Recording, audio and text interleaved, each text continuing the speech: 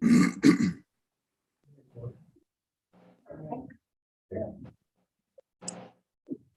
man, the big day. You would be missing some water, right, Jeff? There you go.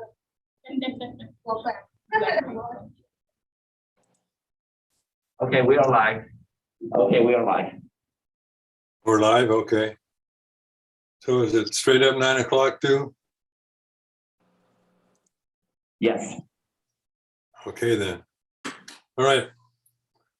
We'll call the San Diego County LAFCO January 7th meeting 2022 to order. Roll call, please. Commissioner Salas is absent. Commissioner Desmond, Here.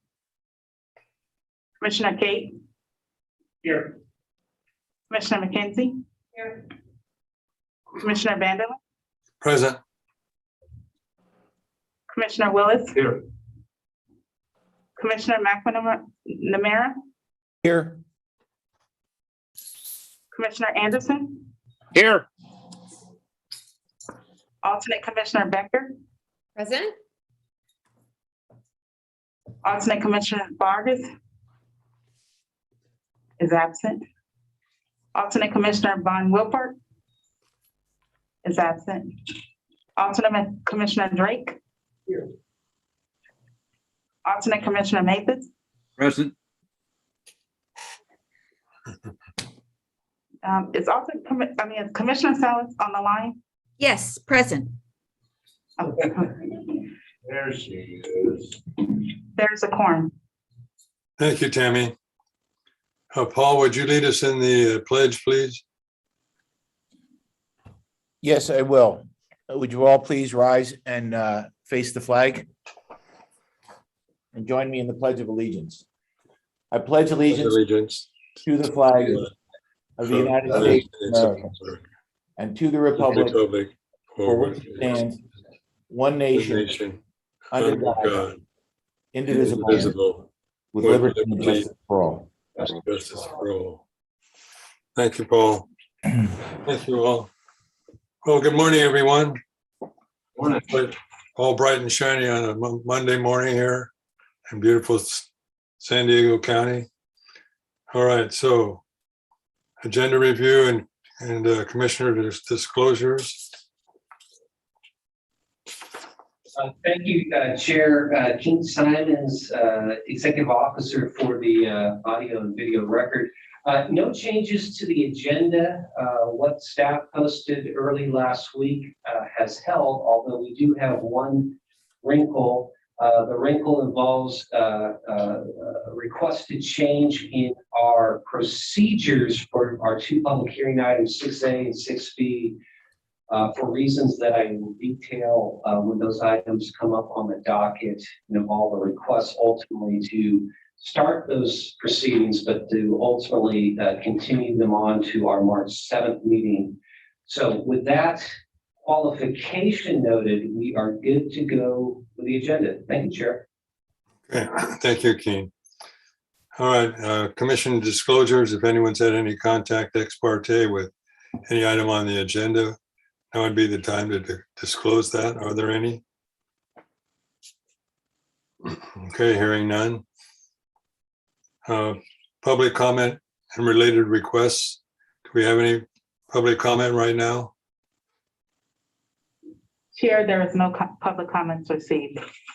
Okay, do we have anyone online today or besides the one we've already heard from? So far, no public comments received. All right then. All right, we have a list of consent items A through H. Do you want to go through each one of those? Excuse me. Or should we take them as a whole in one motion? Chair, I would like to have item 5H pulled for further discussion. Okay, 5H is being pulled. Anything else? I'll make a motion to approve the consent items A through G. Okay, thank you, Joe. Any discussion on the motion? Commissioner Willis, I will second. Okay, thank you. So roll call vote, please, Tammy.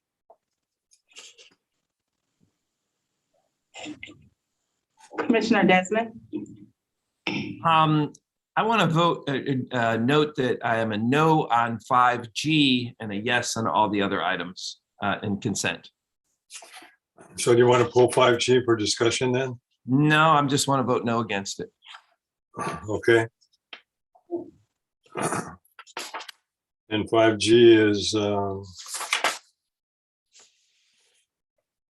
authorizing continued hybrid. What's your issue with that? I don't agree with it. Okay, you would like meeting in person, is that it? Sure, absolutely. Okay, that's your preference over Zoom meetings, okay? All right. I'm sorry, Tammy, go ahead. Roll call, please. Commissioner Vanderlin, Aye. Commissioner Anderson, Aye. Commissioner Kate, Yes. Commissioner McNamara, Aye. Commissioner McKenzie. Aye. Commissioner Willis, Aye. Commissioner Salas,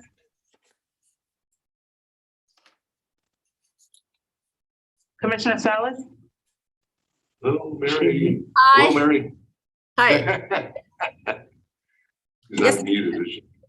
so I have one opposed for item 5G and 8 or 7, I'm sorry, 7 for ayes for 7 or for items A through H.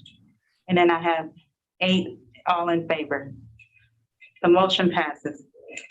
Actually, H has been pulled by Commissioner Willis. yes. What do you have for us on that one, Barry? Before we go to that, Keen, will the next meeting be a hybrid also, the March 7th meeting? Well, we have the authorization, but we will be ultimately conferring with the chair to be determined. Okay. I do have questions about each. Could someone just go into, it looks like there was a waiver, there was an exception made in terms of forcing the customer to annex. Who handled this? Could someone go into more detail? Go ahead, if you could, Priscilla, yes. Yes, absolutely. So we had a parcel in the city of Escondido who, through a public safety and health threat, we went ahead and authorized an outside service extension at our last meeting. As part of that approval, we conditioned it on that parcel being annexed into the city within 1 year. Subsequent to the approval, we did speak to city staff who expressed some concerns due to the maintenance that would need to happen as part of that approval on the road. And after some back and forth and conversations, we're here today to ask that we pull that condition and instead move forward with an irrevocable offer of annexation. Okay, so basically what you've done is you've allowed us some more time to get it done, but when it's decided to annex, the landowner has to accept. Is that my understanding? Yes, so for example, if we conditioned it or the city conditioned it, they would then need to annex. I just want to make sure. Have we ever encountered something like this before where that you're forced to annex? I don't remember seeing that. Well, I'll jump in, Commissioner Willis. It's not that we're forcing annexation. We are putting it as normally a condition of an outside service approval. The idea under LAFCO law, certainly notionally, is we want boundaries to reflect service commitments. In this case, as Priscilla has mentioned, there was a uniqueness involving the city's concern of having to take on the responsibilities of maintaining Bear Valley Parkway that did not get caught appropriately enough in processing this proposal. Once it did, it triggered a conversation with the city staff, and here we are with the results And again, as Priscilla mentioned, the remedy is to not require as a condition the landowner annex to the city, but rather enter into an agreement that we would record on the property that should it be proposed in the future, they provide their written consent. All right. And the city, Escondido, once upon a time, I don't know if they still do it, but they did require annexation. Thank you for the explanation. I'll go ahead and make a motion that we do move forward with the proposition, with the proposal. Good job. Okay, so there's a motion on the floor then for item 5H, is that correct, Barry? Yes. Is there a second for that? Joe. I seconded Joe. Mackenzie. Okay, I'm sorry, thank you. Roll call vote, please, Tammy. Commissioner Salas, Yes. Commissioner Willis, Aye. Commissioner McKenzie, Aye. Commissioner McNamara, Aye. Commissioner Kate, Yes. Commissioner Anderson, Aye. Commissioner Vanderlin, Yes. Commissioner Desmond. Aye. We have 8 in favor, 0 opposed. The motion passes. Okay, thank you. And we do have 2 public hearing items. We'll open the public hearing on item 6A. Keen, do you have some lead into this? I do have some lead into this item. So as I had telegraphed a little earlier, Chair and Commissioners, we have a adjustment in our flight plan for not only 6A, which is your municipal service review on the Fallbrook region, but also the next item as well, given their connectivity under statute. But specific to the service review on the Fallbrook region, as I mentioned earlier, we received a request, or at least I made reference to earlier, we received a request on Friday afternoon from the San Diego County Water Authority asking that we ultimately hold off on making any final determinations or actions on this item and instead allow them some additional time to formulate, submit some comments, and for reasons that they detailed in their letter, which was part of my forwarding on to the commission, and I believe it's posted now on the LAFCO website. So in reviewing the letter, I certainly think it's a reasonable ask of the commission given our circumstances today. And so what I propose, commission, as part of this adjustment to our flight plan is that we proceed with a staff presentation. Priscilla will give about 7 minutes of a high-end detailing of our core recommendations, that you open the hearing, that you receive public testimony, and I know that we do have some others who would like to speak on this, and that you begin your deliberations, but then, Chair, at a point you see fit to pause those deliberations, keep the hearing open, and continue this on to our March 7th meeting. In the interim, we would provide a notice to all that we are continuing to accept comments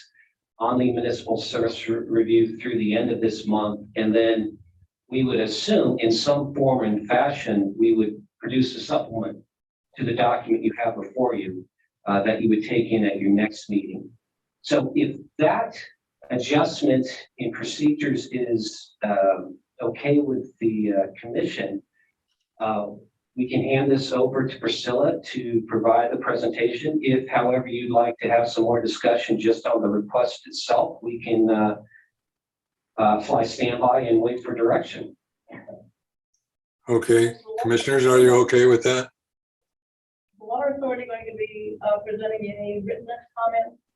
Yes, so they do have written comments that we received Friday that was emailed to the commission. Did everyone receive those comments? Commissioners, how do we stand on this? Are we ready to go ahead as recommended by Keen.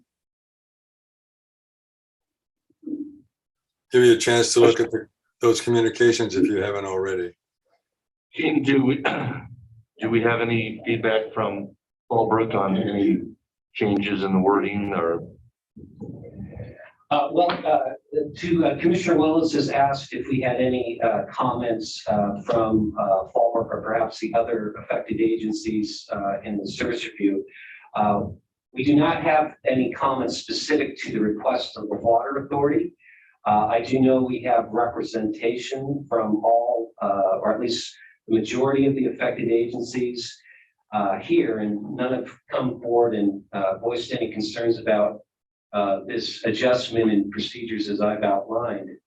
So again, Commission, I think it would be appropriate for the staff presentation for you to begin your deliberations, but to then thoughtfully pause and then continue the item on to March 7th. Okay, hearing no objections. Priscilla, would you proceed with the staff presentation, please? Yes, thank you, Chair. So good morning, Commission, and to those joining us virtually.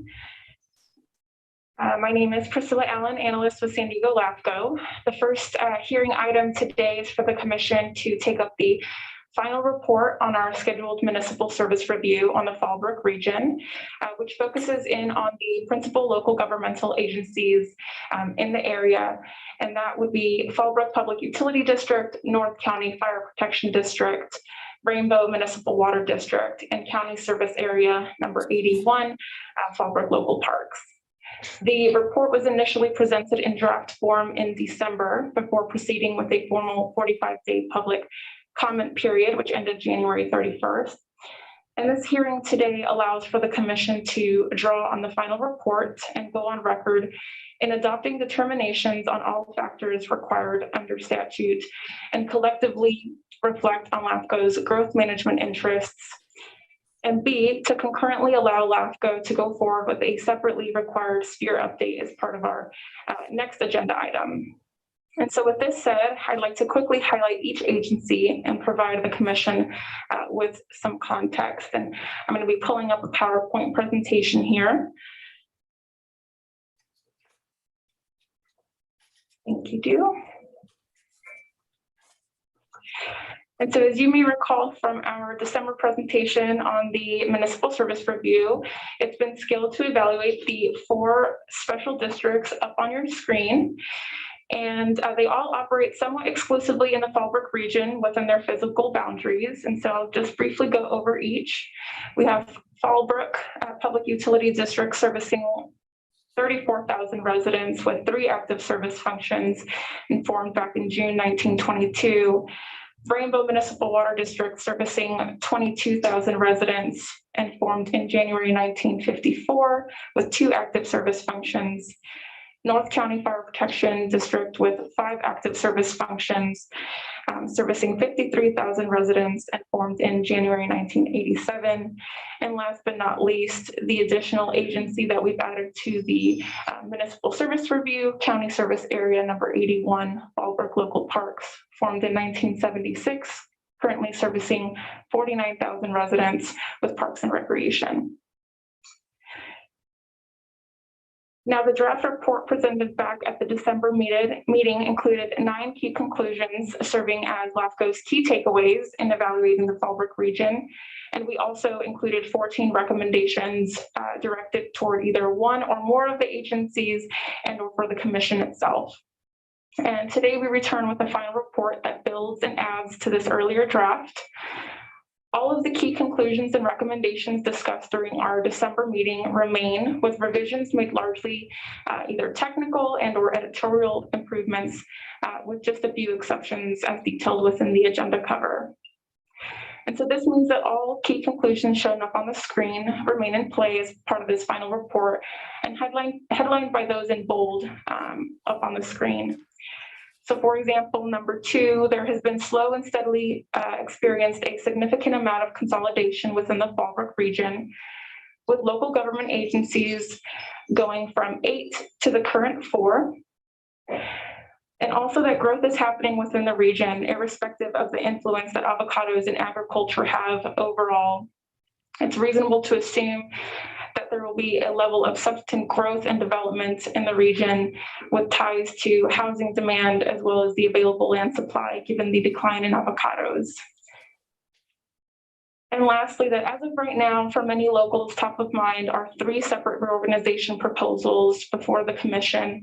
And that would be the 2 separate proposals that we have by Fallbrook Public Utility District and Rainbow Municipal Water District, seeking to detach from the San Diego County Water Authority, as well as a reorganization proposal by Fallbrook Public Utility District, seeking to activate their latent powers such as parks and recreation, street lighting, and road maintenance. And now moving on to the recommendations. Similarly, all recommendations remain in play in the final report and headlined by those 3 on the screen.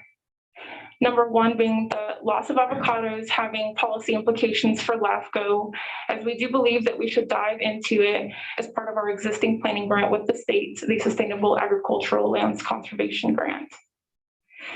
Number 7, coming back to North County Fire Protection District, during our scheduled countywide fire service study in fiscal year 2023, and determining opportunities in terms of further sinking fire services. And number 14, that there appears to date suggest that expanding North County Fire Protection District's sphere of influence to capture some of its regular service calls in Riverside County seemed to make sense. Lastly, the report does include an additional recommendation, notwithstanding other recommendations, that a boundary adjustment between San Diego and Riverside County appears merited in the Duluth area to further extend San Diego County, and in doing so would reflect existing accessibility and first responder dynamics within the region. And so now this completes my presentation on the final report. And as Keen mentioned today, staff is recommending that we defer action to the next meeting. I would like to add that after the draft review of the MSR, we did receive letters from North County Fire Protection District as well as Fallbrook Public Utility District, which have been added as part of the appendix of the MSR. And we also received, as Keen mentioned at the beginning of the presentation, that we received a letter by the San Diego County Water Authority on Friday. And then just before turning it back to Keen, I want to thank all of the affected agencies and their staff for all of their help throughout this very long process. So now I'll turn it back to Keen, and I'm available to take any questions. Thank you, Priscilla. So Chair Vanderlyn, that's the staff presentation. We're ready to go into detail as the commission sees fit. But at this time, we'd ask that you open up the public hearing. If you had any initial observations or questions, and then proceed with receiving some testimony. Thank you, King. We'll open up the public hearing on item 6A. Priscilla, that was an excellent report, very detailed and comprehensive. We appreciate that. So you've given us a lot to look at. So with that, commissioners, any initial comments or questions before we bring in a public comment? If you wish to speak on this, just please raise your hand. I'm not seeing any hands up, or you do? Oh, yes, I am. Oh, we'll get to the public comment in a minute, Jack. So the commissioners, any comment before we open up to the public? Chair, there's none in the room that have any. Okay, so Jack, I think your hand was up first. Thank you, Chair. Appreciate everyone's time on this. First, I want to commend the staff. The MSR is a very well-written document. I sit on the advisory committee, so I actually have read a lot of MSRs, and this is really well done. Staff took the time to understand the Fallbrook region. You see, we had some comments. We submitted comments within the time period. Staff took the time to have some back and forth on those comments. Now, while I don't agree with every conclusion they had on it, I understand their reasoning and I support it. LAFCO is an independent body. They get to have own opinions. And with that, I fully support the document that's in front of you. It's Fallbrook Public Utility District. I think they did a great job. I think it's time that this document moves forward. I have a little bit of a concern over the Water Authority approach. They didn't provide any comments within the time period. Their comments really aren't relevant to the MSR. The MSR is a snapshot of a time period. The issues of detachment will be another item in front of you. And as you know, that's going to be a long process. It's already been a long process. Those items will get addressed as part of that process. They really will not impact the MSR, which is a time period of the past and a snapshot of that time period. To me, what they're trying to do is sort of it's somewhat of a lazy effort to delay the detachment process and prevent us from moving forward on that item. There is one item potentially relevant to the time period, which is what has caused the loss of agricultural demands within the last 5 years. And if we want to have that discussion next meeting, I think that's great. If their conclusion is avocados are going out of business and those people are losing their livelihood because of water restrictions, which haven't been in place in the last 5 years, let's have that discussion. And if they want to have farmers come that we have to deal with every day that are, trying to make payment plans, unable to maintain their properties and ultimately have had to go into foreclosure, let's have that discussion and we can have the Farm Bureau, the Avocado Commission, others come and speak. So that comment, if we think we should hold up the MSR to have that debate, because staff did identify in there that water cost is a big driver of avocado loss, then let's go ahead and have that debate next month. I'm a little worried about the precedence that this set. So the Water Authority, the Friday before a Monday meeting after the time period for public comments has already ended, just put in a comment letter and said, hey, here's some issues that maybe aren't even relevant, and then is trying to dictate the process to LAFCO that, hey, LAFCO, you need to delay this. So it's just a concern, that LAFCO is an important independent body. And I hate to see them get sort of bullied by the Water Authority on this, and hope potentially you'll reconsider, approve the MSR, and we can address what their concerns are as part of the detachment proceedings in that process. So thank you. Thank you, Jack. Any questions for Jack at this time? No? I just want to say thank you for your comments, Jack. Good to hear from you. Thank you. Thank you. Okay, anything else I see? Oh, 2 other hands up, and I'm sorry I don't have the name. So take the dark-haired woman first on my left, top left.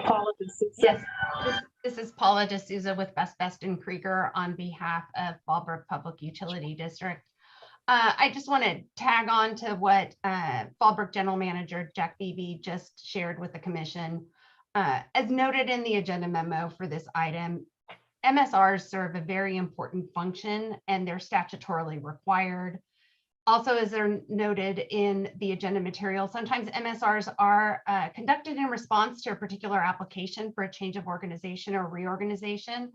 And this is a quote from your staff report, or maybe it's the MSR itself. It's to explicitly inform subsequent sphere determinations, but also, as is stated in the MSR itself, LAFCOs prepare, and this is a quote as well, prepare municipal service reviews in order to obtain and furnish information to contribute to the overall orderly development of local communities. And here, this MSR is of this latter ilk. It's part of your commission's timeline for periodic MSRs for agencies regarding the municipal services that they provide throughout the county. And this MSR has been on the schedule of your commission for some time, and your staff has been diligently moving forward with it for some time. As Jack mentioned, this is a snapshot, and this particular MSR states that it covers the 5-year fiscal period from 2016 to 2020 and evaluates the municipal services provided in the Fallbrook region by a number of local agencies, not just Fallbrook and Rainbow. And statutorily, as part of the MSR process, Government Code Section 56430 requires that your commission make written statements of determinations with respect to the items listed in items A1 through 7 of that section, all related to the services evaluated in the MSR, which again covers the 5-year fiscal period from 2016 through 2020. nothing that the Fallbrook Rainbow Reorganization Ad Hoc Committee, which is related to the specific applications, 2 applications submitted by Rainbow and Fallbrook for reorganization. So nothing that ad hoc committee can do, say, or evaluate will impact what the commission needs to do, which is to make statutorily required determinations based on information set out in the draft MSR. And I do want to point out that, as is stated in your agenda, in the agenda memo for this item, LAFCO staff is requesting the commission to provide direction to your executive officer to bring back an addendum to this MSR, which was for a snapshot from, again, fiscal year 2016 through 2020, if merited, to address any input received from the ad hoc committee to address specific issues related to the Rainbow and Fallbrook reorganization applications. So you have the ability to move forward with this. This draft was presented to your commission at your December meeting. It started an over 45-day public comment period where everyone had an opportunity to provide public comments and written comments with regard to the content of the MSRs. And so for that reason, we really urge the commission just to move forward as was planned originally and as was stated in the agenda packet that was released for this meeting today. Thank you very much. Thank you. Any questions at this time? No? The next hand up, I'm sorry, I don't know your name. Chair, you have Claire Collins. I'm sorry. You have Claire Collins. Commissioners, my name's Claire Collins, and I'm Oh, I'm special sorry. counsel to the San Diego Thank you. County Water Authority. Thank you, Claire. Thank you, Chair. I wanted to respond to a couple of the comments. First of all, the commission has already hired an expert, Dr. Hanneman, who's recently prepared a report. Originally, these 2 proceedings were going to be parallel, the detachment proceeding as well as the MSR.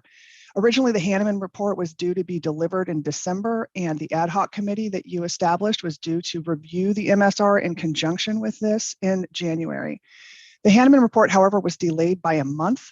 And therefore, when the MSR came up on the agenda last week, we were surprised because we thought that the MSR would be delayed accordingly, since the ad hoc committee had already been told it would be given the opportunity to deliberate on the MSR in connection with that Hanneman report. So we were surprised again last week to receive the agenda, and that's the reason for the late date. I'd also like to comment on, and so we believe that it would be appropriate for the ad hoc committee still to review it in connection with the Hanneman report that was just delivered, which again is a LAFCO document being reviewed by a LAFCO created committee. And we think it's important to, in order to see the full set of facts, and that those facts should be consistent between the MSR and the Hanneman report. And that's the request here. Our meeting is scheduled for a week, basically 10 days from now. And that's the only request here, so that that deliberation can go forward. I'd also like to speak to the solution suggested of the addendum. And I just want to point out that typically an addendum is used when later discovered facts need to be added in for a complete review or analysis of a situation. And here we have the facts right now. They just haven't necessarily been deliberated on and incorporated. And we're just asking that the LAFCO give, honestly, 10 days in order for the commission's ad hoc committee to meet, and then an additional approximately 20 days so that those comments can be incorporated and brought back before you at next month's meeting. And I'm happy to answer any questions if you have any. Thank you. Just one off the top, Claire, do you think 30 days will be enough? I do. We have had an opportunity to review this, but we haven't had an opportunity to deliberate with our colleagues. And I think there's a lot of material both in the Hanneman report and the MSR. They're both over 100-page documents. And so I think it's worthwhile for the commission to just take, again, a short opportunity that's consistent with our original expectations back in November, December, when the reports were issued or supposed to be issued. Okay, thank you. Any other questions for Claire? Okay, Commissioner comments or questions? You Do have I have one a more question? speaker, Chair. I'm sorry, I Chair, can't. you have one more speaker. Is Jack Enrique on the line? You wanna- The speaker is not available, so you can proceed, Chair. So do we have a speaker online or not? No, he's not on the line. Okay, Chair Vanderlyn, this is King Simons. I think we've gone through the speakers in the virtual world. I think we will have at least one, perhaps two, in our physical room that would also like to address the commission. okay. Would they step forward then? Actually, I froze them and they are deferring if at this time to perhaps the March meeting. So at this point, Chair, I think we've gone through the public hearing. Keep it open. And this is an opportunity for you to have any deliberations. You do have options.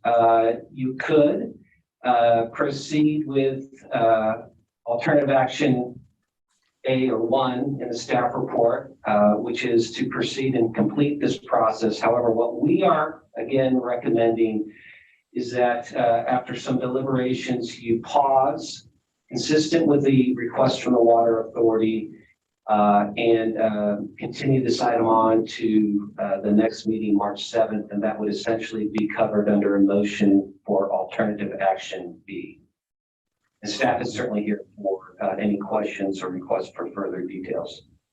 Okay. Commission, any questions on this? On the proposed action by Executive Officer Keene? No? Chair, you have Commissioner Desmond hands up. Okay, I'm sorry, Jim. That's okay. Thank you, Chair. And thanks, staff, for the report. I think it was very good and timely, and even as Mr. Beebe had stated, is very well done. And so thank you very much for that. A couple of things really kind of stood out to me. You know, is this 20% loss of avocado production, and for Fallbrook, that's who has avocado days and a lot of farming, a lot of jobs up there due to avocados. I think it's critical. And we got to do everything we can to help our local farmers either transition to other crops or keep the cost of water down for their success. So I was kind of surprised to hear that. Another part that I found somewhat alarming in the MSR was that the county service area 81, which is basically the parkland, Parks and Recreation, has a very low ratio of parkland. And that's partly in fault, mostly in part to the county. I'll accept that. I was kind of surprised to see there's only 0.26 acres for every 1,000 residents. And that area falls far below both the state and local standards. State standards of 3 acres per 1,000 residents, county standards 10 acres, and we have less than 1 acre per 1,000 residents. So perhaps something can be done at the county level, I'm sure, and I'm going to try to push for that, but also recognize that FPUD's request to expand their latent powers as it relates to park and recreation, if approved, perhaps FPUD can help in that effort to bring more parkland to the region. Regarding the local agencies seeking ways to continue to partner with others to increase efficiencies in their delivery of services, I think this is a great thing. The partnership, and one example is FPUD and their collaboration with the Marine Corps to create a new source of local potable water from the Santa Margarita River watershed, which is projected to meet 1/2 of all of FPUD's potable water demands going forward. And it's a great example, I think, of local governments working together with the people. On the item concerning the alternative, I think it's action B to bring this back on March 7th. I think that's a good idea. I think since we do have the ad hoc committee meeting, give them the opportunity to discuss the Heinemann report and bring that back on March 7th. So I'll go ahead and make a motion. I don't have it in front of me, Keen, but I guess it's an action B. Is that what you're recommending? You're recommending as far as bringing this back and just for, I guess, a second hearing on March 7th. I'll make that motion if that's the appropriate language. You can clean it up for me, Keen, if you need to. Thank you, Vice Chair. So the motion would be to continue this item, keep the public hearing open, and return on March 7th. That's it. Thank you. Yes, I'd like to make that motion. Thank you. Is there a second?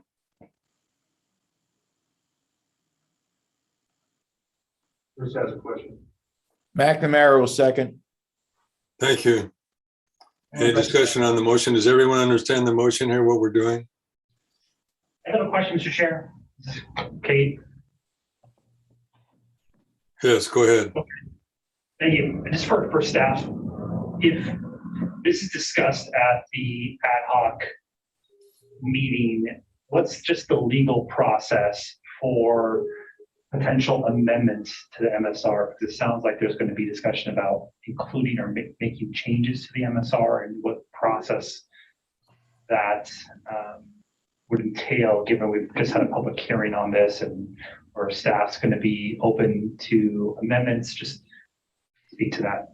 Thank you, Commissioner Kate. So, and it's a good question. So the MSR report itself is staff's. What we ultimately ask the commission to do is to accept and file the report. And in doing so, you are attesting that it meets your informational needs going forward over the next 5-year period to consider jurisdictional changes, sphere updates, and so on.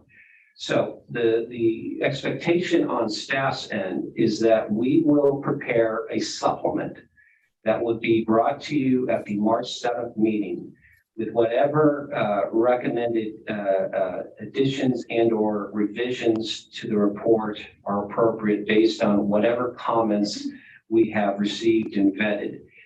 We would then ask, as part of the approval, that not only you accept the MSR document, but the supplement itself, and then staff will be responsible for reconciling that in a completed published report. So the supplemental, I appreciate that. Thank you. The supplemental is only if deemed necessary by staff. Correct. If we think everything is sufficient, there would be no supplement. Does that answer the question then? Yes. Okay, so restate the motion for us, Keen.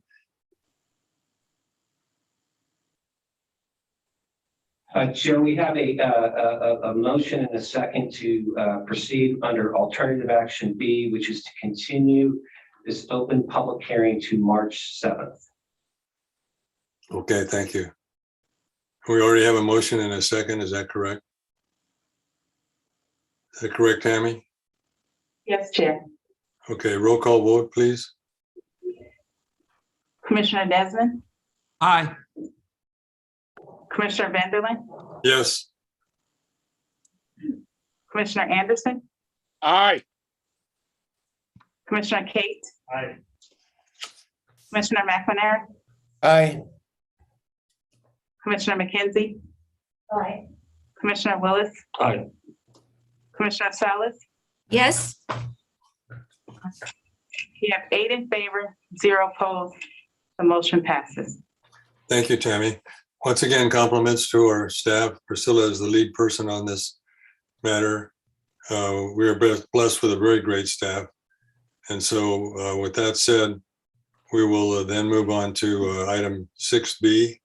Keen? Thank you. So I'll start this off, and similar to what we just went through with 6A, we are also asking for a flight path adjustment on this scheduled sphere of influence update process for the Fallbrook region.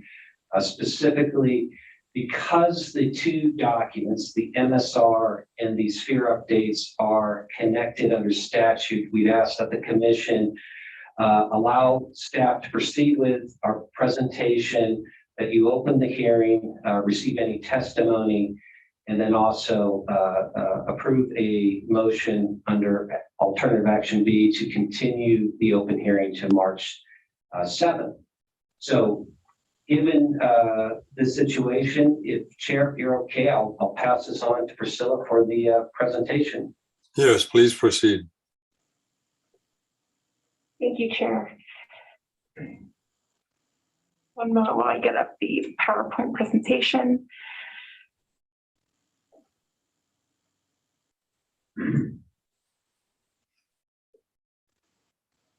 Thank you, Dew. Okay, so this second hearing today is for the commission to draw on the preceding municipal service review as discussed and proceed with the related duty under statute to update spheres of influence for all 4 affected agencies within the Fallbrook region. An update process that cycles every 5 years and culminates in the commission designating the territory that you determine to be appropriate and or the probable service area for the affected agency for the next 60-month period.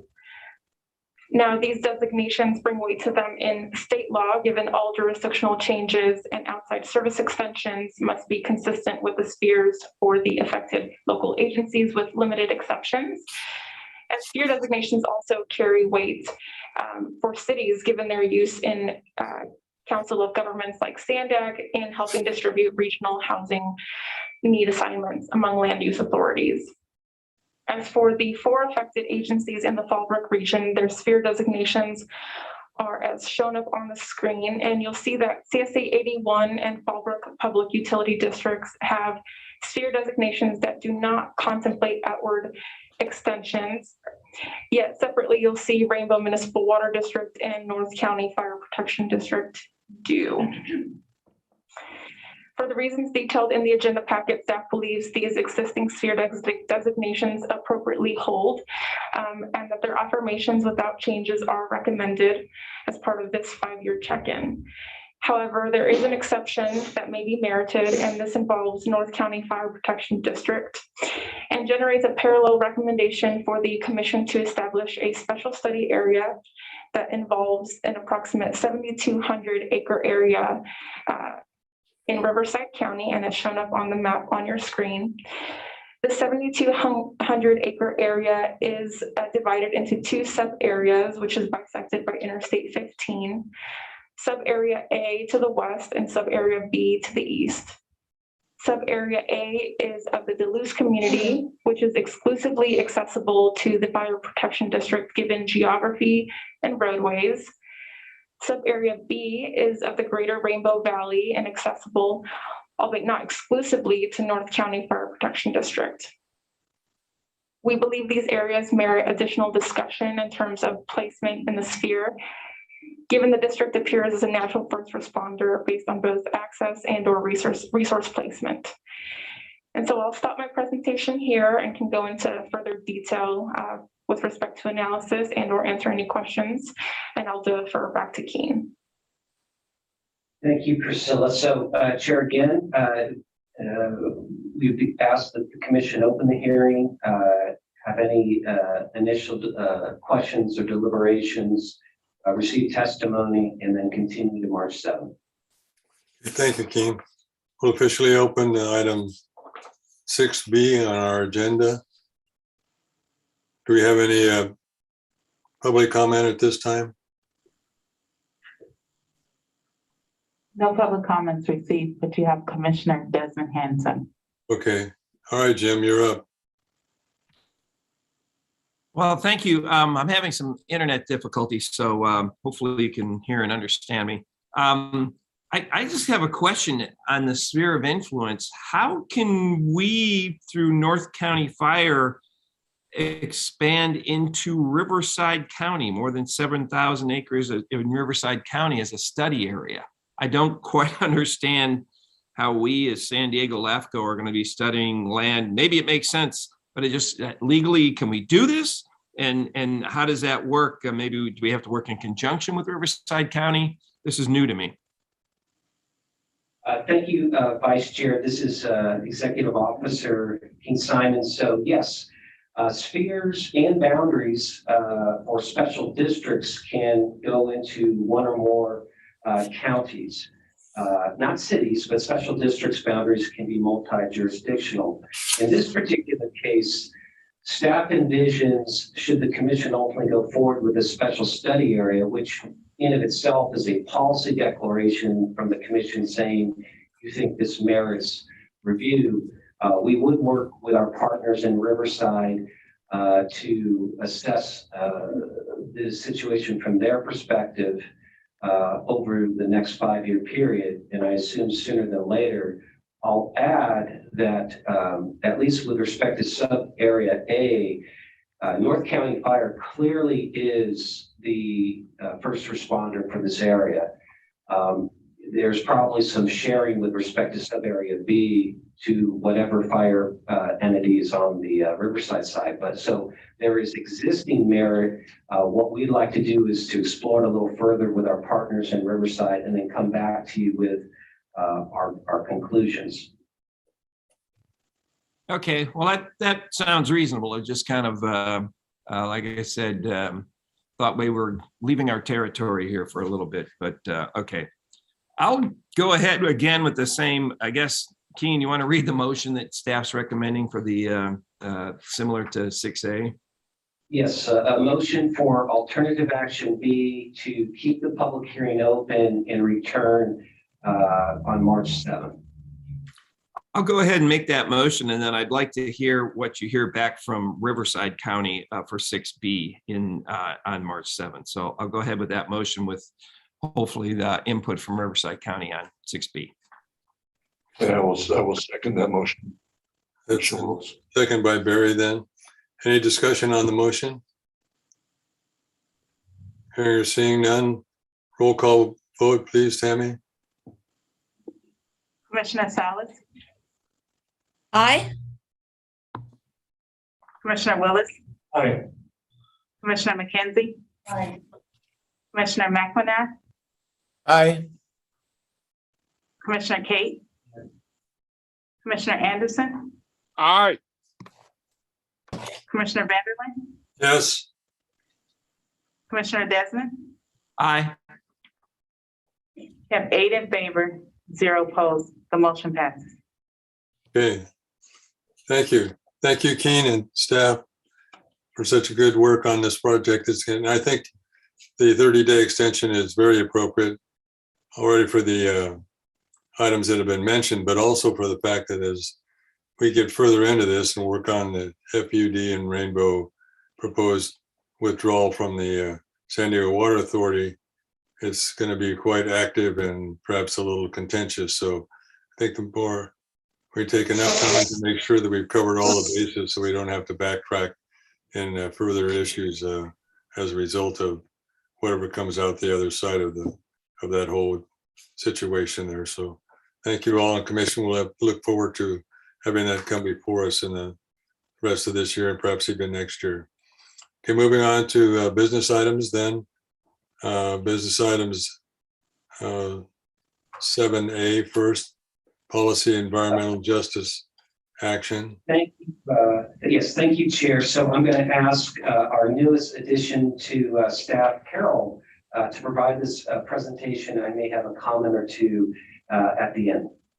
Okay, thank you. Carol, welcome. Hi. Good morning, everybody. I know it's been a while since I last spoke to you, so I'd like to take some time to reintroduce myself. My name is Carol Ann Arrow-Meeman, and I'm a new analyst here with LAFCO.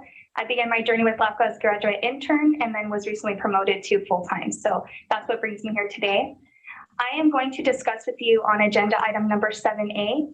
Agenda item number 7A is the proposed policy on environmental justice. This item is for the Commission to consider approving a policy to incorporate environmental justice into San Diego LAFCO's regulatory and planning activities. Staff has prepared this item to further expand on LAFCO's existing prompt-in statute and to respond to our current adopted work plan. Now, this includes acknowledging that environmental justice is not a new topic for LAFCO. In fact, it has been in statute since 2008 and is a requirement for all LAFCOs to consider whenever the Commission decides to take on a jurisdictional change. But for a variety of reasons, our work has been very limited to surface level observations, which we have satisfied the letter of the law, but we have not been fully capturing the spirit of the law. And now this is for this reason we have flagged this item as a high priority project and are presenting it to you today in actionable form. As for the key provisions, the proposed policy will utilize a municipal service review to do the heavy lifting. To clarify, the proposed policy ties directly into the municipal service reviews and adds an additional analysis to disclose pollution burdens and their proximity and impact to disadvantaged communities. We can then draw from the baseline information within the municipal service review to help us dive deeper into the specific issues when evaluating an individual jurisdictional change. This proposed policy can also accommodate formal coordination with the county's new Office of Environmental and Climate Justice. We have detailed the reasons for this within the actual report. Now, I would like to have Dew pull up one slide that I created for you today. This PowerPoint slide is just going to give some more context surrounding the proposal and will allow me to help wrap this discussion up. So one of the factors San Diego LAFCO must address when the commission decides to take on a jurisdictional change is considering whether the change will promote environmental justice. This is exactly what that 2008 statute requires all LAFCOs to consider. And within this statute, they define environmental justice as the fair treatment of people of all races, cultures, and incomes with respect to the location of public facilities and the provisions of public services. So tying this into our proposed policy, the proposed policy can help provide standards to help guide the commission in exercising its growth management duties as they relate to environmental justice. The proposed policy can also establish baseline values in the commission's decision-making and practices to ensure the fair treatment and meaningful involvement of disadvantaged communities. Now, when we are talking about disadvantaged communities, we are referring to any area that has been that comprises a distinct census measurement where the residents' median household incomes are 80% or more below the county's average. This includes any areas that are designated as disadvantaged according to the state of California's Office of Health Hazard Assessment and any tribal lands. So before I conclude this presentation, I'd like to leave the commission with one final thought. And that is, this proposed policy is premised on a value statement that every single resident of San Diego County merits equal access to safe and reliable municipal services, as well as protections from pollution burdens and their related economic impact.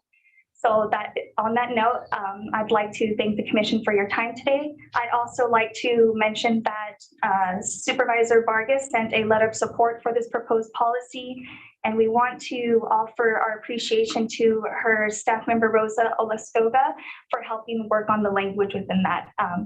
So with that said, I'd like to ask the commission, or invite you to ask any questions or if you have comments or feedback. Otherwise, thank you for your time, and I will give this back to Keen. Thank you. Thank you, Carol. An outstanding job, outstanding job. So as Carol mentioned, thanks to Supervisor Vargas's office and Rosa for not only providing the letter of support that you have that we distributed on Friday, but Rosa was very helpful in vetting our initial drafts on this topic in step with what the county and Supervisors Anderson and Desmond will be talking about, I think either tomorrow or Wednesday, in the creation of a county office of, I think, environment or in climate justice, something like that. So we wanted to contemplate supervisors, the creation of that county office into that policy. And that's why, as you look at the attachment, there's a placeholder for that purpose. Last but not least, because this is new territory, not only for this LAFCO, but really for all LAFCOs, and actually putting pen to paper on how to address environmental justice, we are putting kind of a 2-month window in incorporating this policy. So the next, few meetings will be our initial attempts at fine tuning how we put the policy into motion. So that 2-month grace period is requested as part of our recommendation that you adopt the proposed policy, but also give us 2 months before it takes effect. So with that, Chair Vanderlyn, Carol is available for questions and or requests to go into any more detail. Thank you so much. Okay, thank you, Keen. Are there any questions or comments for either Keen or Carol? Chair, this is Commissioner McKenzie. I have one question. Go ahead, Joe. As of just, what is the 80% dollar figure? And how do we calculate that?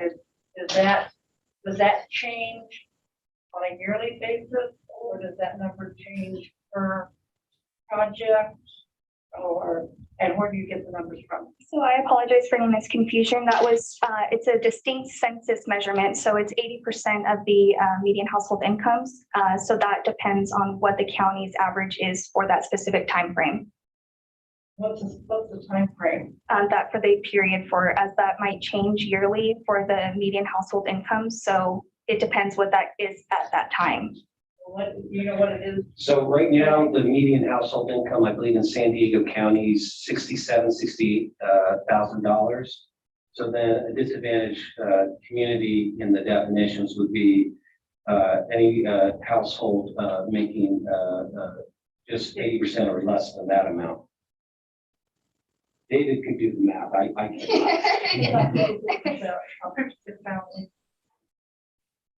And I assume for household of four. I think it'd be a standard. Have we identified our disadvantaged communities, Keen? Thank you, Chair. So it would be based on the affected territory as a whole. So if we were dealing on a municipal service review level, as we have in Priscilla's recent report, we identify what the median household income of that agency's boundary. And then separately, should we get a specific proposal, it would be just of that affected territory that's involved in a jurisdictional change. So again, it's a case by case. The policy itself creates the uniform thresholds for staff, not to exercise discretion, but to ministerially say, this is the commission standards, how does it stack up? Okay, so they'll be identified as we go then, correct? Correct. Okay. Any questions or comments? I see. Yes, please. Hey, retired Commissioner Gray. Carol, I do have a question in terms of county-wide pollution issues. One of the worst issues we've got, there are surprisingly poor air quality. Apparently is driven by Los Angeles and Orange County winds bringing that air to us. How is that problem addressed in this issue? Is it something outside of our jurisdiction, or is it something we can consider? Is that a question for? I'm sorry. I'm saying, I Carol. do think it's something that we can consider, as it is one of the, like you say, dominant reasons for the pollutions in our area. So it's definitely something that we can consider, and we can work with the county's new office to help us kind of evaluate how to measure that and disclose it within our municipal service reviews. And if I'm missing any details, I can ask Keen to help fill in, or we can follow up on that with you as well. Thank you very much. Thank you. Any more questions? We have a recommendation for approval. Is there a motion for that? Well, I'd like to make a motion for alternative 2, Commissioner Willis. Continue. Okay, motion and a second for alternative 2. Roll call, please, Tammy. Commissioner Desmond, I guess I wasn't prepared for alternative. Alternative 2 means to continue and bring it back at a later date. When would you be brought back on alternative 2?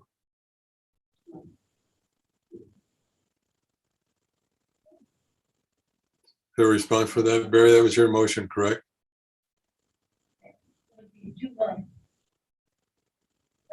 Yes. Yes, so that would be carried over 2 months.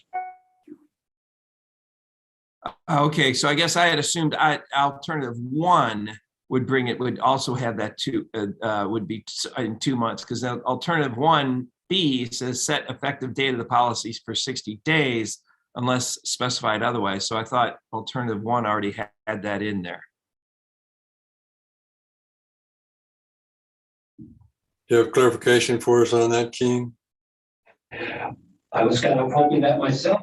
Perhaps the maker of the motion, Commissioner Willis, could provide some clarity on his intent in going with the motion and what, if any, additional information he would like staff to generate. I guess what I am not clear on is how the policy would apply in some situation. We've had a couple of examples here, but it's not clear to me of how it's applied. I'd like to have more discussion on it and have it continued further. Certainly, and this is Executive Officer Simon. So at the pleasure of the commission, we certainly can come back with more detailed discussion, or we're here. If there's any questions we can address, or examples we can provide in the moment, we're ready. I got a question. Can I make, is it too late since we started the roll call to do a substitute motion? No, let's back off on that. So yes, substitute motion would be in order.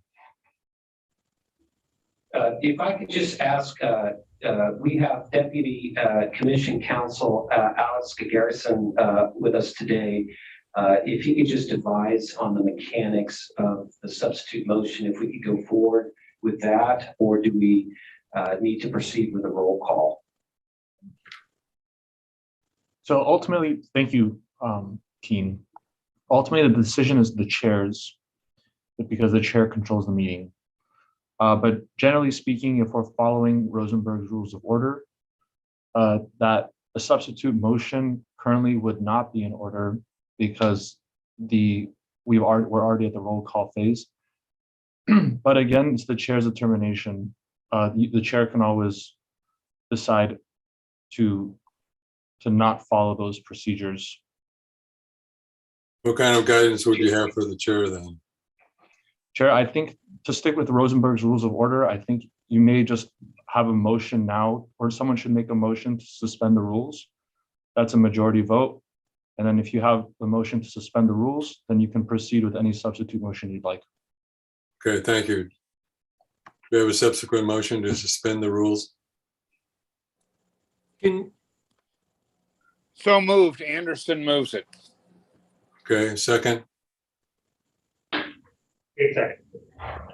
I'm sorry, who seconds? Kate. Kate, thank you. Okay. Roll call on the subsequent motion then, Tammy. Well, can I actually make the motion? I guess I didn't make the substitute motion yet, but. Okay, I'm sorry. Well, basically. Desmond, this was a motion specific to suspend the Rosenberg rules to get to your substitute motion. Okay, sorry. Okay, thank you. So do we have a motion and a second? Then I've kind of lost there. Yes, we have a motion from Commissioner Desmond and a second from Commissioner Kate to suspend Rosenberg rules, and we can proceed with a roll call with the chair's blessing. Okay, thank you for that clarification. Tammy, please proceed with the roll call vote. Commissioner Desmond. Aye. Commissioner Vanderlyn. Yes. Commissioner Anderson. Aye. Commissioner Kate. Yes. Commissioner McNamara. Aye. Commissioner McKenzie. Aye. Commissioner Willis. Commissioner Salas. No.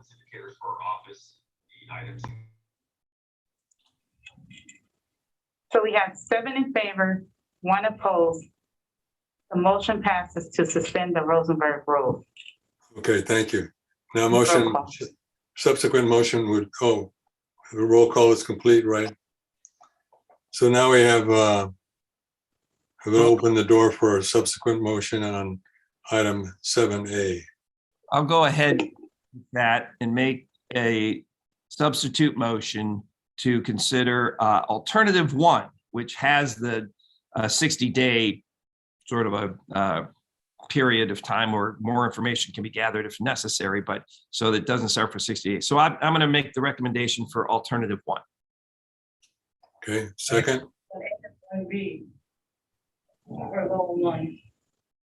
So Chair, we have a substitute motion by Commissioner Desmond to proceed with alternative 1 as outlined in the staff report, and a second on the floor from Commissioner Kate. In absence of discussion, we'd like your blessing for the roll call. Okay, roll call, please, Tammy. Commissioner Salas, Auditor utilization. Aye. This slide gives you a little bit more insight to our auditor spend. Commissioner Willis, So our goals is. Okay. Commissioner McKenzie. Aye. Commissioner McNamara, Aye. Commissioner Kate, Yes. Commissioner Anderson, Aye. Commissioner Vanderlin, Yes, Commissioner Desmond. Aye. We have 7 in favor, 1 opposed. The motion passes for alternative 1 for 60 days return. thank you. Thank you, council, for leading us through that. I appreciate it.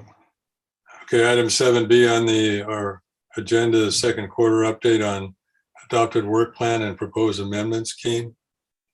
Thank you, Chair. So I will cover this item somewhat briefly, and it is your scheduled check-in on how staff is progressing on your adopted work plan as we have exited the second quarter and now are in the third quarter. It's also an opportunity for staff to present a couple of related amendments to the work plan going forward, and in doing so, memorialize some staff resources or some adjustments therein.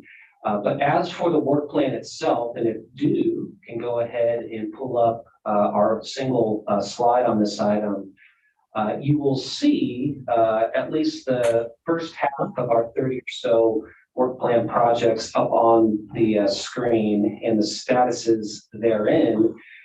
And just focusing in on those top 10, the first 10, which is our high priority projects.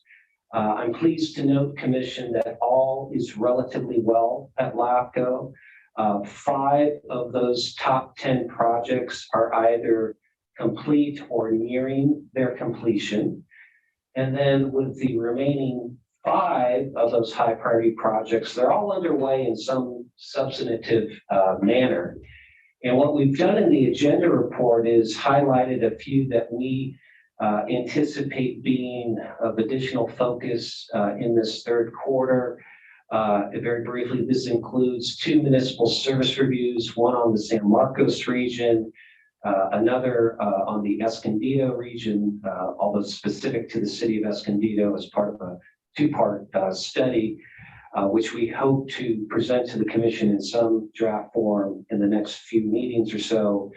And then also near and dear to staff and Commissioner McKenzie is our ongoing and what is turning out to be a heavy lift in trying to facilitate a change to the section of law, Commission, that tells cities and special districts, if you want to provide new or extended services outside your boundaries, well, you need to come to LAFCO for approval, less certain exemptions.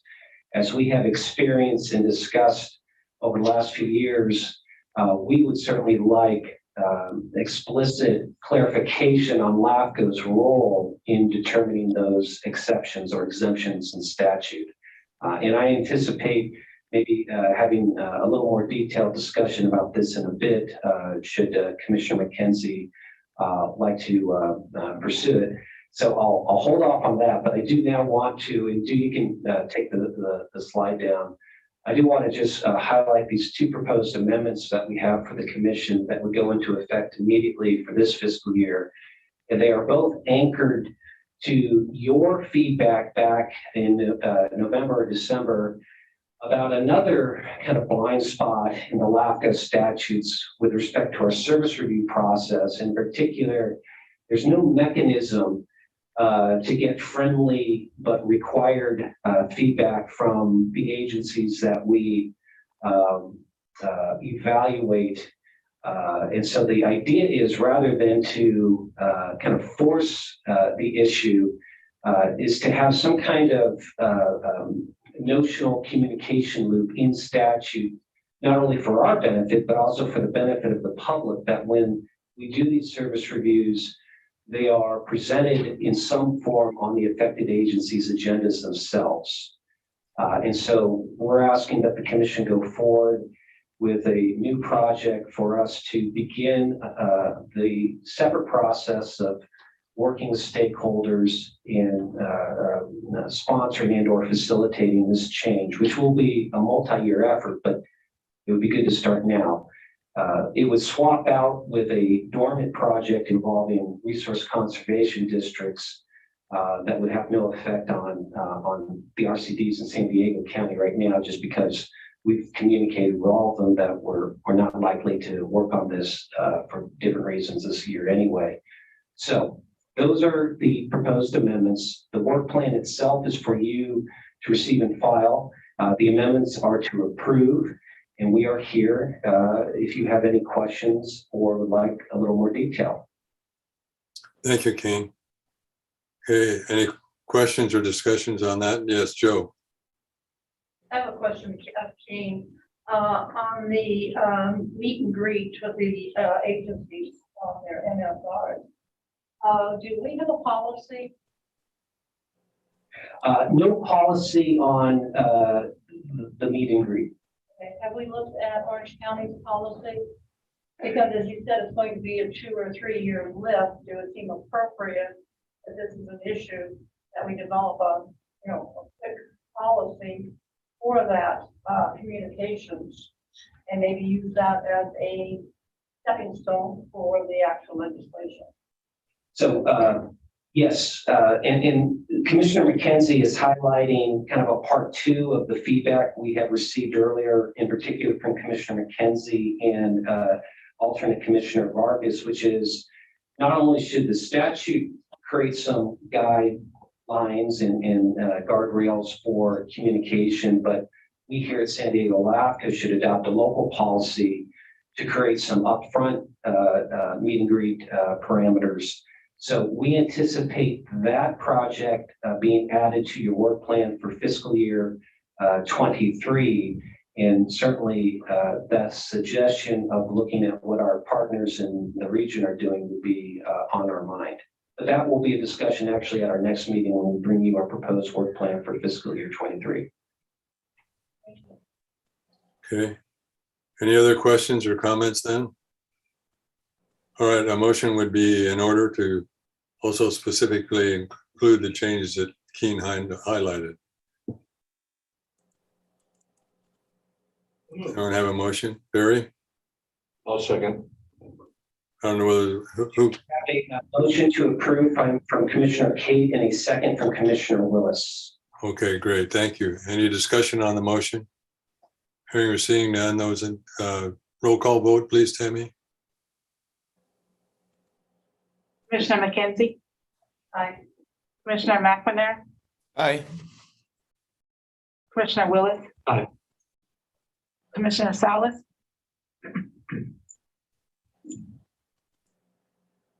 Hey, Mary. Commissioner Kate. Yes. Commissioner Anderson, Aye. Commissioner Vanderlin, Aye. Commissioner Desmond, Aye. Commissioner Salas. She's not there. I believe I just saw a note that Commissioner Salas had a airport authority meeting at 10:30, so I believe she has exited the meeting. So Commissioner Becker, if she is still with us, can vote in Commissioner Salas's place. Commissioner Becker, Aye. so 8 in favor, 0 opposed, 1 absent. The motion passes. All right, thank you, Tammy. Kim, compliments to you and your staff. This is a great tracking device for us to see what you're doing, how you're doing, and a progress report, which is excellent. And the compliments also on your progress that you're making. And I serve on the Southern Region Cal LAFCO committee, which includes the 6 LAFCOs in our area.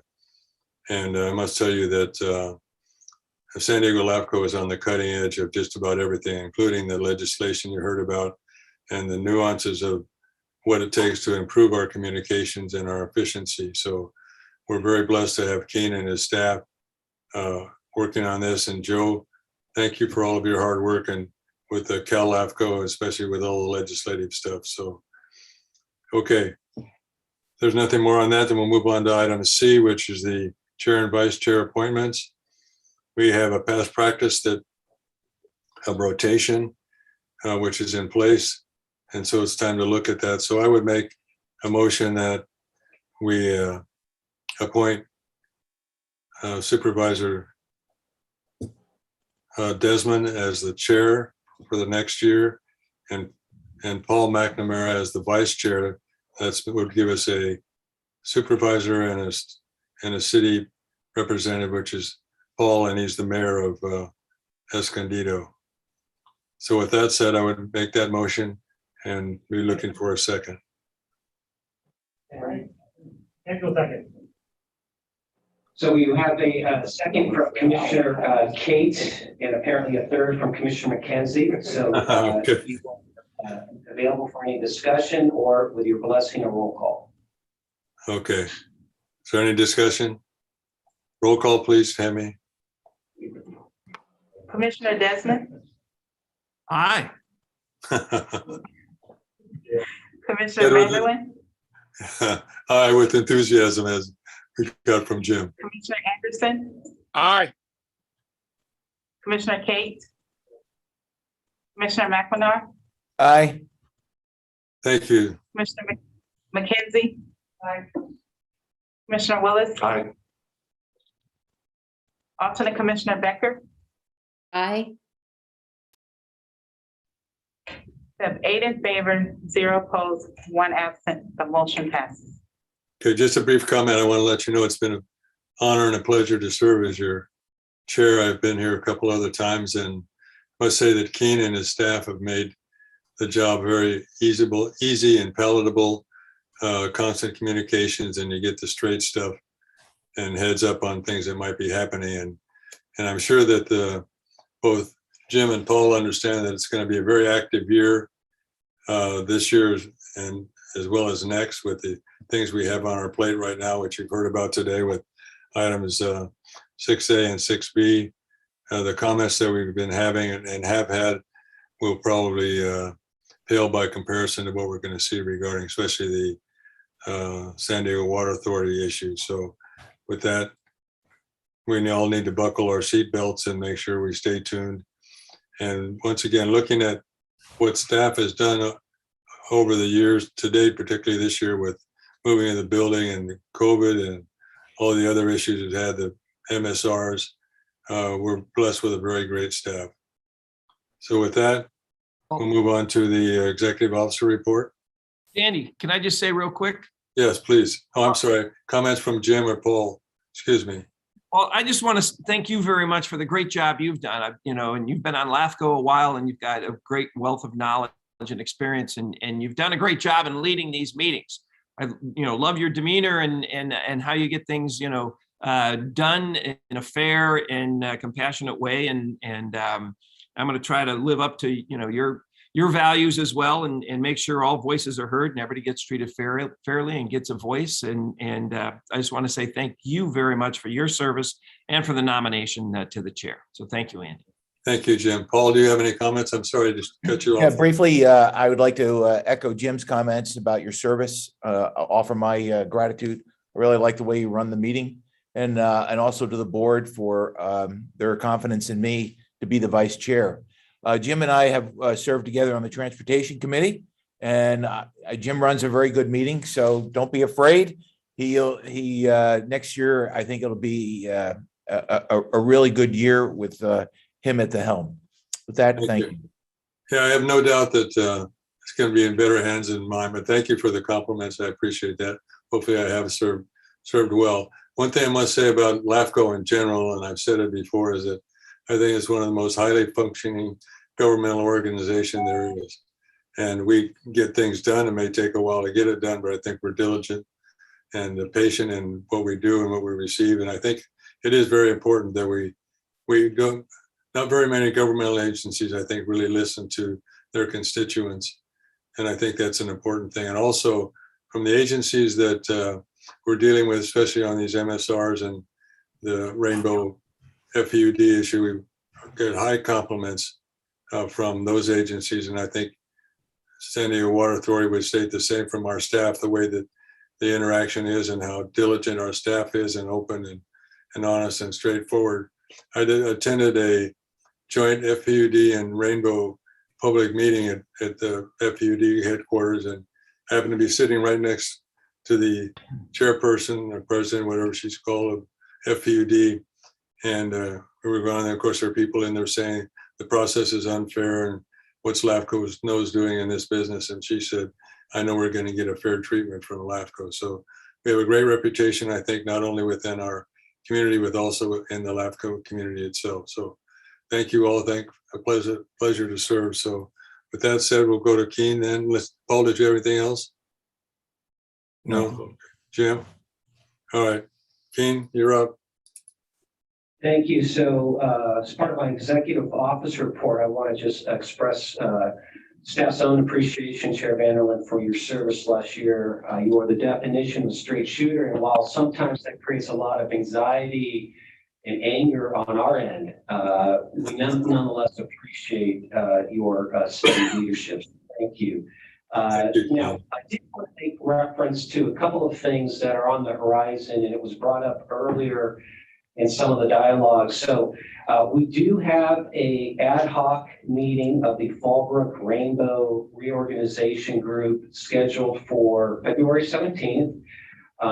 I think I'll defer to Tammy in our website for the specifics of the time, but at that moment, we are going to have our final report discussed via our outside consultant, Michael Hanneman. And just for the benefit of kind of offering up the key tea leaves on that topic, Professor's report, final report, has a lot of numbers, and two of the numbers are of particular interest to the commission. And I'm not presupposing there is agreement from the affected parties on this, but Professor Hanneman has independently concluded that should Fallbrook and Rainbow leave the water authority, it would net about an $8 million a year savings to the two agencies. Conversely, should Fallbrook or Rainbow leave, it would generate about a $13 million a year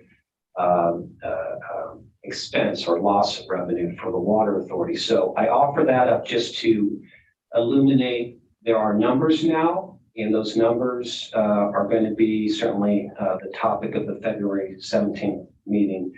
Commissioners are invited to watch the proceedings. We'll send out a Zoom invite. I know Commissioner McKenzie has already received a hard copy of the Hanneman report.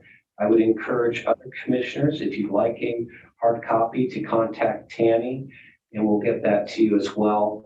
And probably sometime this summer or later, this item will ultimately come before the commission. So that is my main item. And if there are any questions on other things staff is working on, I'd be happy. Otherwise, thank you, Chair. You're welcome. Thank you.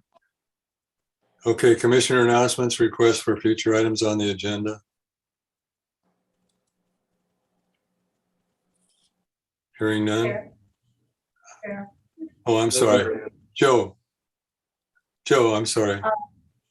I have a couple reports on attendance. I will start with the LAFCO Board of Directors. We had a long and lengthy meeting with interviews for two candidates for the executive director's position. Our president ED is retiring as of the end of this month. But because of the selected person who cannot start until the end of the month, we are going to be overlapping for training purposes into March. She comes from a small county as the clerk of the board. Is it Mariposa? Yeah, it's down right as 99. It's over there. Anyway, we interviewed two, and they were both very well qualified. So that change will be taking place, as I said, in March. Then also there was the LAFCO Legislative Committee.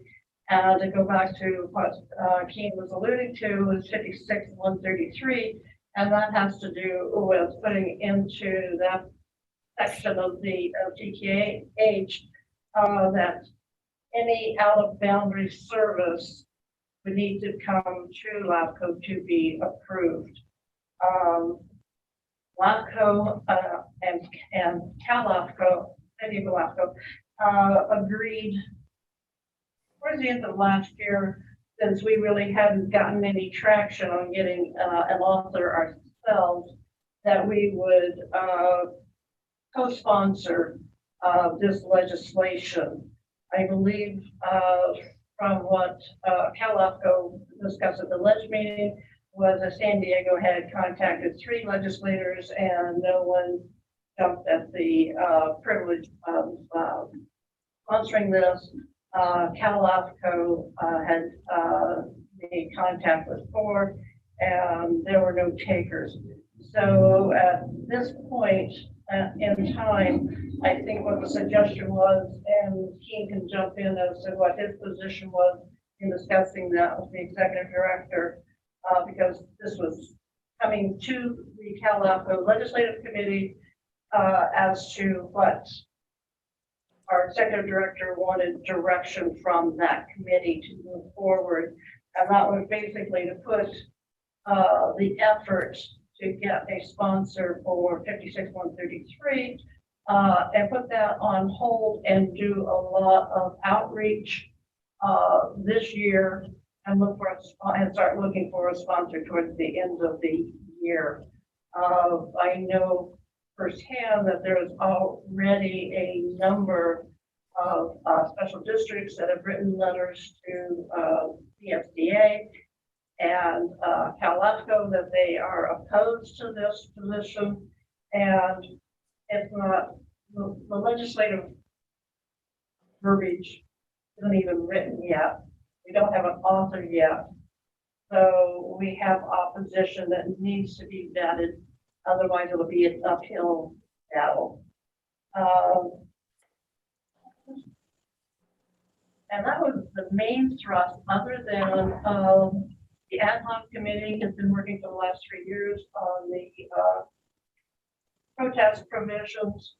And we have gotten to the point where CSDA, their legislative committee, and their board have approved the verbiage and the content and the intent of that. And that will be moving forward.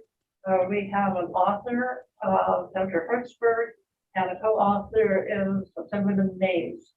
So that should carry weight and move it forward.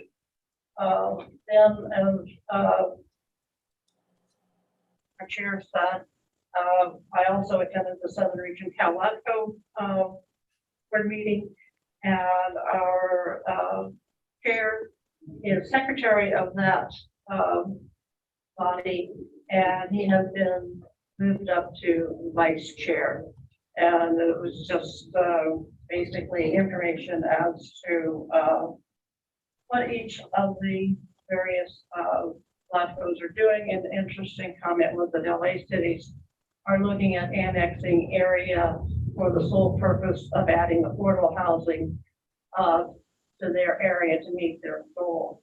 And I'll turn over to our chair to further elucidate on what went on at that meeting. Okay, thank you, Joe. I want to compliment Joe and thank her for her service. She does a lot of behind the scenes work that we don't see. A lot of trips to Sacramento to serve on the LAFCO board and involved in legislation, as well as the inner working of the office itself, which hasn't been really smooth, of late, ups and downs, a lot of it related to COVID. So Joe, thank you very much for all of that. Any other commissioner comments, questions? Did you have anything you wanted to add on the Southern Regions meeting? Yes, I do have a report on that. There's no other stuff then. Yeah, we're a member of this southern region of the Cal LAFCO. It includes 6 agencies: Imperial, Los Angeles, Orange, Riverside, San Bernardino, and San Diego. We meet on a quarterly basis and discuss items related directly to LAFCO as well as to our individual LAFCOs, I mean, the Cal LAFCO, but also our individual agencies. A lot of information is gleaned there and sharing of what's going on in each LAFCO, what kind of things they're looking at. And our agency has been very effective and has a lot of influence on Cal LAFCO itself. We are the largest organizations and represent the largest number of people, as well as the largest number of amount of funding for Cal LAFCO itself. So we do carry a lot of weight there, and we have a great group of agencies. All of our executive officers are well trained and work well together. There's a good camaraderie there throughout. Priscilla attended that meeting. Keen was at the ad hoc meeting, and I must say, coming before a bunch of strangers for the first time, who may seem to be high powered as they're all sitting there, each in their own little fiefdom, but also team players. She did very well, very poised, and I was very proud to be with her and have her part of our organization. So I think that's about it. The LAFCO conferences have slowed down. We haven't had one for what, I think 2 years, is it, Joe? Joe? I don't know. I lose track of time too easily. Okay, we haven't had a conference in over 2 years, right? We didn't have one last year. Well, Did we have one year before? I don't remember. 2 years before. anyway, we've been shut down with COVID. A lot of agencies are. We're still putting on workshops. That's one of the things we do. There's a workshop for staff to keep up their training. And let's see, what else do we have? 2019. Right. Sorry. 2019. So we do have a new executive director, and Joe was quite active in that process. So we'll see how that goes. There'll be a lead time, of course, as it gets up to speed. So with that said, anything else you can think of that would come out of that Southern Region meeting, Joe? No, that's pretty well it. Okay. All right. Thank you. Once again, it's been a pleasure to serve.